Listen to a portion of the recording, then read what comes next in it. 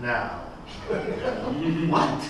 But there's something about a society where the politician is the bad guy that makes this have a certain bizarre sense. But to Europeans, it's a complete mystery. Okay, I've taken more time. Let's open up in the remaining time that we have for anyone who has a comment, a question, or anything about any of these dimensions of the crisis that I could respond to or elaborate on or answer. And don't be hesitant. Remember, the one who asked the question is doing the rest of you a favor because he or she has the courage to ask. Yeah. I have an economics question that's not directly related to what you're talking about. But when I pick up the Times every day and read Paul Krugman, he's arguing that what the economy needs is more stimulus.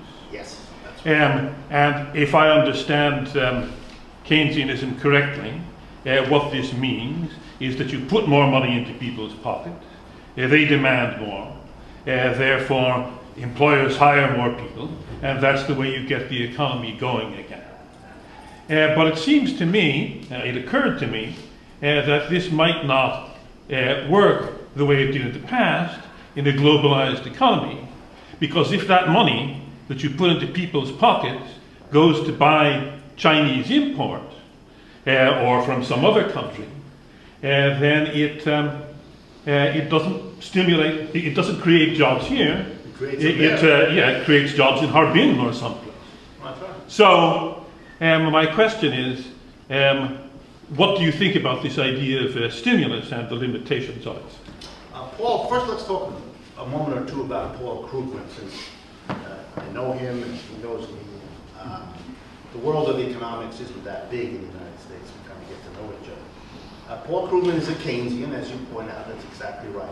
And what a Keynesian economics believes is a set of ideas that were articulated first in the depths of the last Great Depression, the 1930s. Keynes wrote a book in 1936 called The General Theory, a very famous book, in which he says of himself and his colleagues, we were wrong. A capitalist economy left to its own devices, a private free enterprise economy with minimal involvement by the government, is an absurdity and should not be allowed, because that kind of an economy produces this sort of thing I just described to you, and he didn't use this kind of theory, but it spins out of control, it produces a great collapse, and this was a persuasive argument in the middle of the world's greatest capitalist collapse. So he didn't have any trouble persuading a lot of people. Wow. So what was his solution? As you put it, the government must come in. The government must, by the way, he used this phrase, must save capitalism from itself. It has to limit and control so that the capitalists don't, in their rush to make money, etc., kill the goose that lays their own golden egg. Okay? So that's what has to happen. And now we're in such a situation.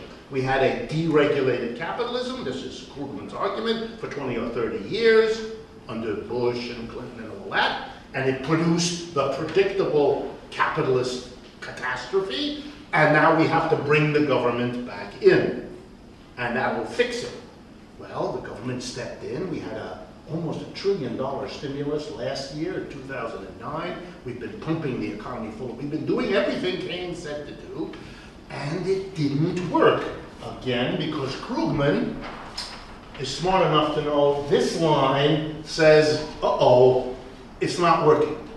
So Krugman, what is he going to do? We've had a Keynesian program, it didn't work. He has to come up with the following argument. We didn't have a big enough one. Because he's not going to be able to say, oh shit, maybe that's not the solution. Maybe. But that would mean, what have I, Paul Krugman, been doing? Maybe I don't deserve a Nobel Prize. Maybe I have been repeating the Keynesian slogans, but they don't, he can't go there, so more. So he writes a column every week, which is more, there should be more. Well, let's deal with the two problems. There's two problems. You pointed to one, but there are two problems with a Keynesian program. Always have been. But now they're very real, and the Republicans are having a good time. The first one is the one you pointed. A Keynesian program would have the government pump money into the people's pockets. by hiring people, by buying stuff from corporations who will hire more people to make it. So far, so good, but here's the problem. Americans are now buying stuff with their money from abroad. We buy most of our oil from the rest of the world. We buy a large portion of our capital goods, our machines, from Germany, the most powerful producer of capital goods in the world. And we buy our consumer goods, as you know, by just looking at the label on your underpants, from China. Right? So if we put money in people's pockets, the problem is it'll be a good stimulus for Germans and Chinese, but not for Americans. It'll put more Chinese to work because we'll have more money. We can buy more pairs of underpants, but that gives work to a Chinese worker, not to an American. But there's a second problem which we've been talking about. What is not understood by so many people is to ask and answer the question, where is the money that the government is going to pour into the economy by hiring workers or buying? Where is it going to come from? If, which is what most Keynesians implicitly believe, it's going to be borrowed, well then we're back to square one, aren't we? Then we're more in hock to the lenders. We'll have to spend more money paying them off. And while it might get us through the problem right now, there's an immense problem hanging over us already because we have an enormous national debt which we've just increased by trillions. What about that problem? How's that going to be solved? The United States government already now has to either raise taxes or cut spending just to pay off the money it borrowed for the stimulus that didn't work. Hello? We're going to borrow more for another stimulus that also may not work? Where's the end of this? And you can be angry at Republicans, and I enjoy that as much as the next person. But the problem is they fastened on something that can be said. Americans ought to be worried. The leftist response is, you sure should be worried. You shouldn't be putting in hock the next generation. We shouldn't have huge debts that we as a society have to pay. And the way to do that is to have a stimulus program that gets the money into the hands of the government by taxing the rich. That way the government has the money and no debts. You do understand that, right?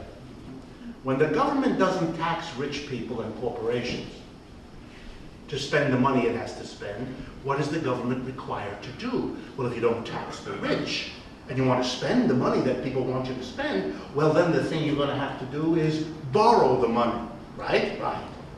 And who do you think the government borrows from? The rich! So for the rich, here's the issue.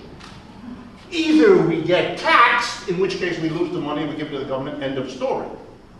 Or we say, don't tax, borrow. Because that means we give them the money, and they have to give it back to us with interest. Now, I ask you, if you're rich, which one would you choose? That's why rich people like Keynesian economics. The government will spend the money, but it won't tax them.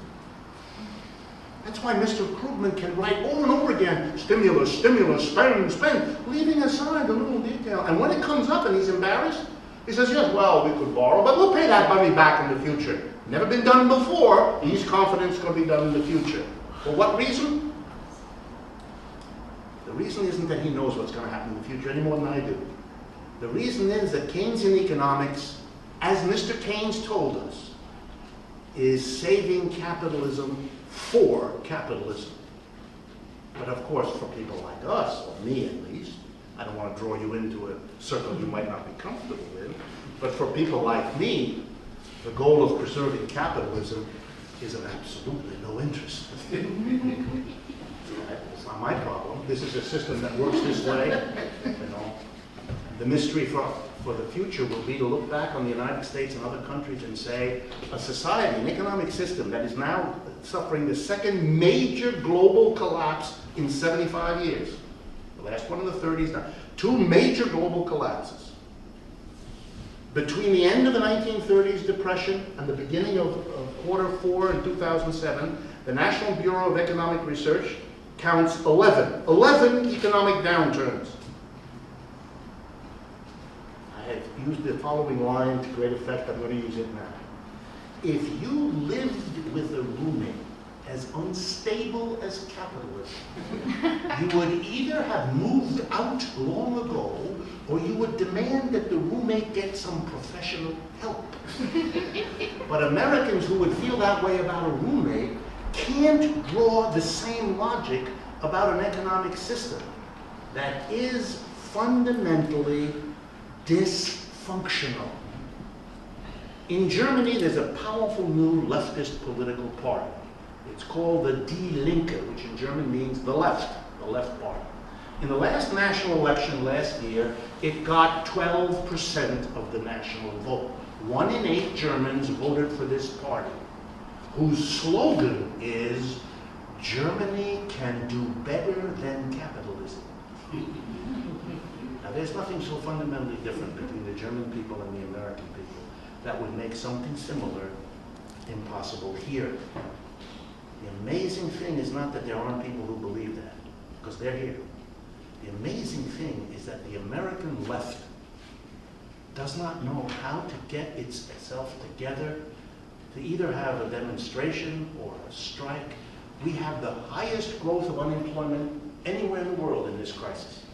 The growth of unemployment between 2007 and 10 was greater here than anywhere else, because this is where the crisis began.